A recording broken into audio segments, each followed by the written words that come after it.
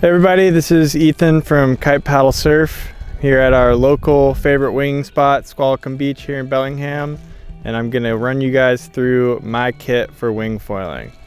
For my handheld wing, I have the Ozone Wasp V3. It's in a 5-meter size. I just kind of find for our local wind conditions, which can be anywhere from 15 miles an hour to 30 miles an hour. This is the wing I use the most. If I were going to go down to a super high wind spot, I'd pick up a smaller one, but for the most part, this just does the trick. One thing I really like about the Wasp V3 are the handles. They do have a bit of give to them, but they have some sort of structure, so you don't feel like, you know, your hands are moving around too much. You have a firm grip on the wing when you're riding. I also find that the leading edge handle does trail really well when you want to let go of the wing and you're riding swell. So that's one of my other favorite features of the Wasp.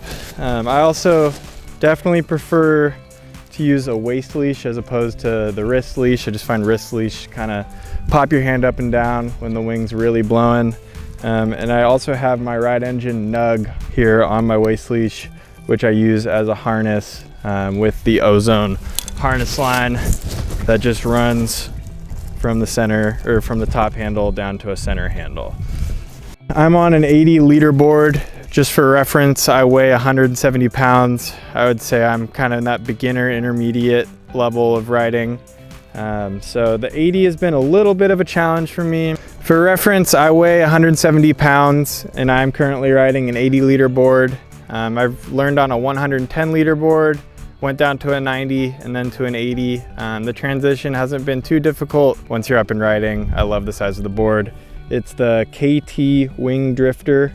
Down on the bottom of the board, there's kind of a double concave deck that allows for kind of pretty easy takeoffs. That's another feature I like. Good grab handle. Carrying it down to the beach, which is also nice. It's got the Futures fin boxes in there, so super sturdy way to mount your foil.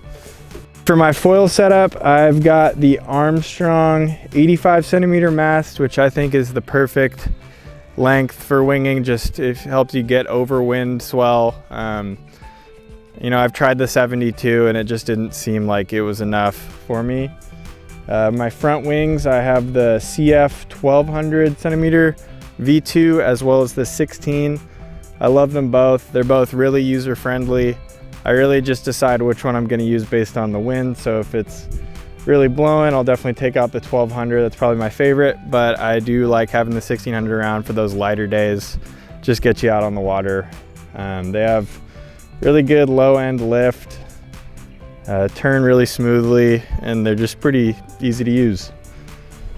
I also have the 60 centimeter fuselage, the TC60, and the HS232 tail wing. They're good. For wingboards, there's a couple different options as far as a leash for your board. I definitely prefer a coiled leash as opposed to a traditional surf leash. Just because when you're up and riding, it's not dragging around. It kind of stays out of the way for the most part. And it's just gonna be like a standard calf leash. Got that one from Ride Engine. I think it's an 8-foot coiled leash. So I'd highly recommend that. I would like to try maybe a coiled calf leash or something. There are a couple times when you step up to get up on foil and you're on the leash and you kind of have to like wiggle your back foot just to get on the deck normally. So that is a slight irritation, but I don't know if that can necessarily be solved. This is my wing setup. I hope to see you guys out there if you're in Bellingham. Anyways, like, subscribe, give us a call at the shop if you have any questions about gear or wing foiling at all. We're all jazzed on it and we hope to hear from you.